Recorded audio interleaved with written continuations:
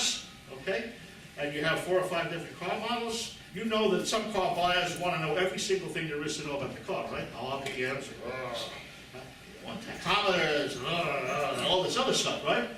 Other people just want to buy the color type, right? Okay, so that you can, you know, attract them and get into their metal product grid. So, the formula to create brand identity or brand equity, it starts out with, you got to figure out, you know, what are our core competencies? What do we do as a company, right, better than anybody else? Okay, that's the beginning. And then you have to convert that into unique selling proposition. Okay? What is it? How do we explain what we do better than everybody? Somebody here with the, who's with the medical, who's with the medical company? Me too. There's several of them. Healthcare? Deal with it. That's me, That's all right. And then Right? Charlie. So now, right? He's confusing the name. You got a unique selling proposition, don't you? I do. You want to share it quickly, or? Sure, we're bringing DNA testing to the local doctor's office in order to reduce and perhaps eliminate adverse drug reactions, which is the 4th highest death rate in the United States. There you go. Fabulous. Huh? So what specific customer requirements does your unique value proposition satisfy better than your competitors? Right? Is there anybody else doing that? Oh, yes. But- Equal to, or? But not as nice as him. With us, with us, they're doing it with us all across the country. Oh, that's a good thing. So, I mean, you really have competitors, or you have partners? I have partners. Partners, okay, great. Okay. So who are those customers, right? What's their psychographic profile? What does that Mercedes-Benz customer look like? They're different than the BMW customer, believe it or not. Oh, yeah, yeah. Different performance. Talk about the Audi customer, right?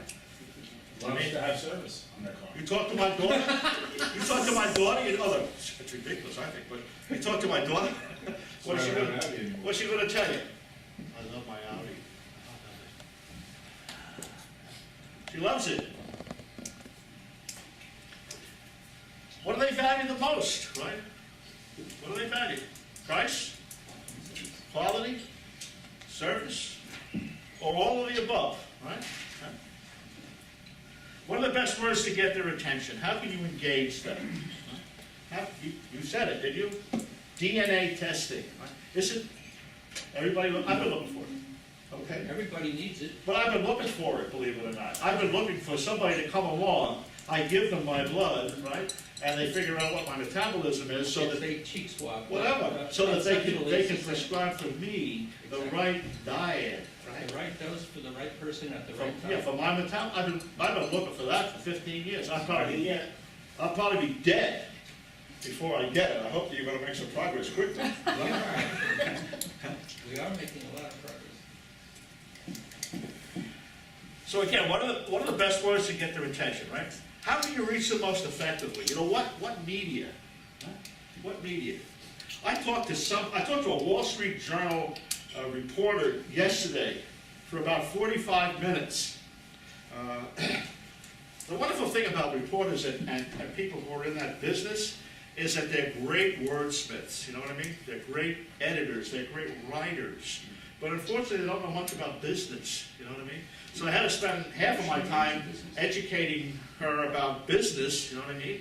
And she was asking me questions about the value of advertising today. And I was trying to explain to her that advertising has a piece of the total marketing communications mix, and it has diminished over time, and it's been replaced by social media primarily, you know. So you can take some of that old money you used to spend on advertising and redirect it to social media, and you'll have a much bigger impact, right? Isn't that the same thing, though? You just renaming the type of advertising you do. No, I think it has more to do with reaching the customer more efficiently and effectively. When you advertise something, right, what are you doing? You're blowing it out there, right? And unless you're in a commodity business, Budweiser, right, you can see a percentage, a half a percentage growth in volume, the whole day, that was a great advertisement. Or you get some specialty business, you know, like yours, you're gonna see some results, aren't you? But to just advertise, whew, No, I wasn't saying, but Watch it. isn't social media part of your advertising? In other words, you take, it's the same section, or, no? social, the marketing mix now contains social media, right? It's part of the whole package, right? But social media has become a bigger portion of the marketing mix than the other portions, you know what I mean? Specifically advertising. Okay? So you can take a lot of the money you used to spend on advertising and use it much more effectively in social media to get a bigger bang for your buck, to reach customers on a one-to-one basis. And if you really know what you're doing, you can actually get involved with mobile marketing, which is really where it's all at. Now everybody's wondering, why do I need a watch? Why do I need to buy a watch for $360, or if you want to go? Starting at 360. Yeah, if you want a gold one, you got 10,000, you know? Right, we read the same article. So what's the value of the watch? Well, the value of the watch is, instead of you having to go like this all the time, you know, all of a sudden your wrist is going to start, it's going to start vibrating, right? And if anybody's old enough to remember the Dick Tracy comics, right? Well, Dick Tracy used to talk to his watch, all right? Well, now you're going to be able to talk to your Apple Watch and say, "Hi," and Siri's going to be on there too. And you can talk to Siri. Oh my God. Among other things, you can use it for anything. You pay bills with it, you know what I mean? You get on the plane, yeah? You're like, Monitor your heart rate, all the stuff. you're going to be like a junior Superman. And in 2 or 3 years, you're not going to be in our phone, it's all going to be in the watch. Whole thing will be there. So, how much money is available, you know, to get them, right, to create a position? It's expensive, and it takes a long time. This is not an overnight thing that happens, right? Apple does it quickly. Yeah, well, that's because they got a lot of money. And they already have a built-in client base, right? Right. They already own the customers, right? So whatever they do, it's just gonna be incremental, right? 20 billion in watches in 18 months. How much is available to maintain that position, right? So again, you gotta get in and then you gotta stay in, right? Gotta get in and stay in, huh? So what happened to poor McDonald's? McDonald's kept saying the same stuff, didn't they? Over and over and over again. Hey, we're cutting calories, we're cutting calories. But the customer changed, right?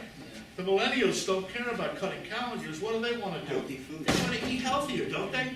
They want to eat healthier, right? So all those money that was spent on that was kind of wasted, okay? And as a result of the whole thing, that's what I was trying to tell this Wall Street Journal reporter yesterday.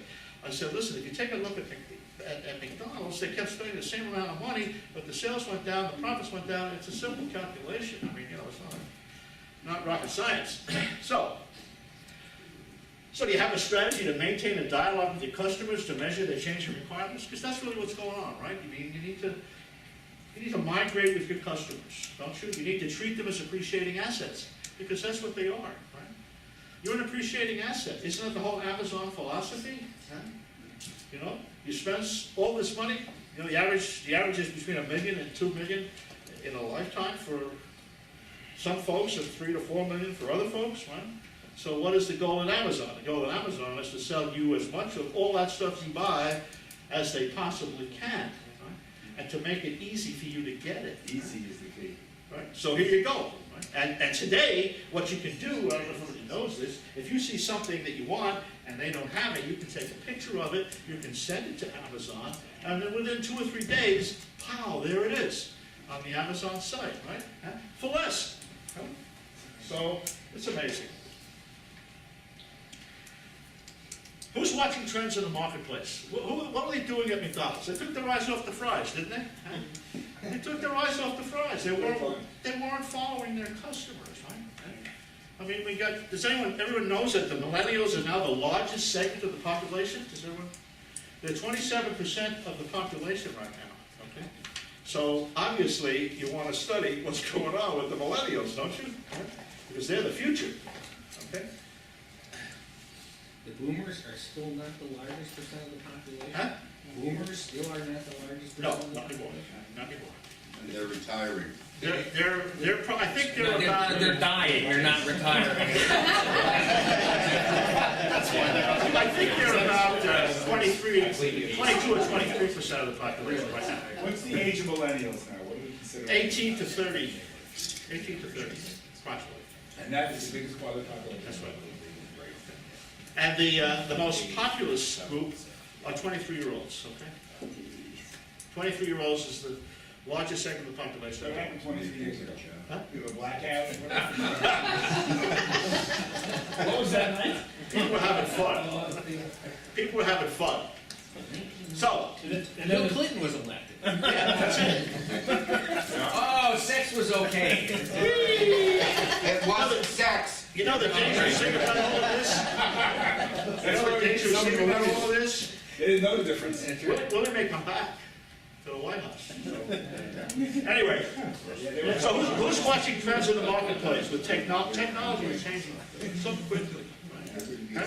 Competition, customer requirements, huh? Disruption. Yeah. So again, you're the chief spokesman. You're the brand, right? You're the brand. Now you're the brand, aren't you? You're running around and you're, right? All day, every day. DNA testing, How can you lose? You can't. Let me tell you the ways. You can't. Charlie, go with the flow. Okay, so that's pretty much what I just wanted to cover. So does anybody have any questions about any of this stuff? Yeah. When you talk about, creating a different strategy for different segments of the market, Yeah, of course, different customer types. different customer types. Yeah. You look at a product like Apple, which you Yeah. have example. Do they have that and how do they do that? Because who knows who's buying those millions of iPhones with so many different types. They know pretty much for what purpose people are using every single product they make, okay? And it started with the iMac, okay? Now, the initial philosophy for the iMac is it was for techies and graphic artists, right? So they bought that percentage of the population right away, didn't they? Huh? So again, the purpose here is to get a customer, to start to have a dialogue with that customer, so that you can anticipate, right, their changing requirements, and say, okay, now guess what? Has anyone seen the new MacBook? Has anyone seen it? Yeah. See it? Pretty slick, isn't it? Yes, then. I don't even think it's 2 pounds, is it? No. It's amazing. It's amazing what you can do with it, okay?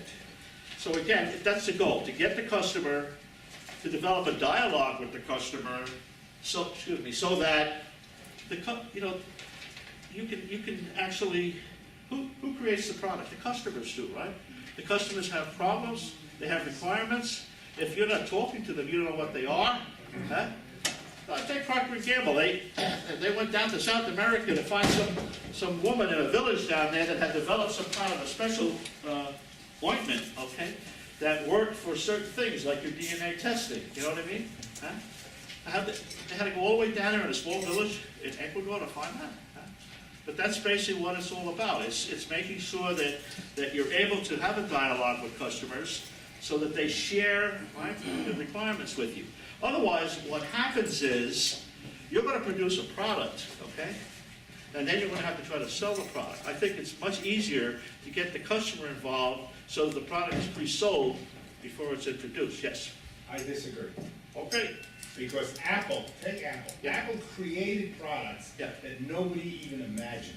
So And Steve then Jobs he did. sold, Steve Jobs did, and then he sold it. That iPhone that came out was different than anybody asked for. Nobody even knew to think of these things. Of course. And I am such an Apple fan, okay, that I love the Samsung. I saw it, I demonstrated, it was great, but I wouldn't buy it. I bought the new Apple. I would not buy the Samsung, even though I think the Samsung was the greatest thing since sliced bread. I am an Apple person. I They like own the you. concept. They own you. Yes, they are, and that's what I'm saying. That's the goal. But the point was, even the watch, people aren't demanding the watch. But they're going to demand the watch. Of course they are. Put that product out Of course there. they We're are. gonna find out how much we missed it. Yeah. And how much we needed it. Of course. And we're gonna run out and spend $800 is the average price for the watch, not You $300. have no idea what's going to happen with that one. That watch will be- Beginning, personal It's laptop. gonna make them a It's $1 gonna be the S. trillion. Gonna be the first $1 trillion company in history. I scroll. Apple. Seriously, here's an app right here, right? We got an app. Huh? Input your vital signs. right on the watch. Paul, go. Hey, I want it. Great idea, actually. Any other questions about any of this stuff? Bob, I have a question. Yes. When you're talking about building your own brand, and as CEOs, we all try to build our own brands, and Yeah. we become synonymous with our companies. What, you mentioned mobile marketing earlier, and how it's very effective tool to do that. Would you, can you explain that a little bit better, a little bit more so, like get into it? How's it work? No, not how's it work, but today, a lot of us are used to email campaigns and drip campaigns from emails and using that. But using mobile marketing as another initiative, from what I researched, it is a much more superior tool. And I wanted to see your thoughts on it, because I think I think everybody would probably benefit from that. Mobile marketing to me is allowing, to me, the way I view it, it's not necessarily the way it really is perceived, I don't think. I view it as allowing your customers to get to you, okay, 24/7, all right, on any device that they have that you have, okay? So that's what the websites are all about, that's what everything is all about, all right? I'll give you a couple of small examples. I used to do a lot of programs for, I did some programs for Business Week, and I did some programs for Inc. Magazine, and I knew the guy who started Inc. Magazine, okay? And he said to me one day, he said, "Hey Bob, this is great. Why don't you write a book about it?" I said, "Oh, I got a book," okay? He said, "Well, I'll publish it for you," right?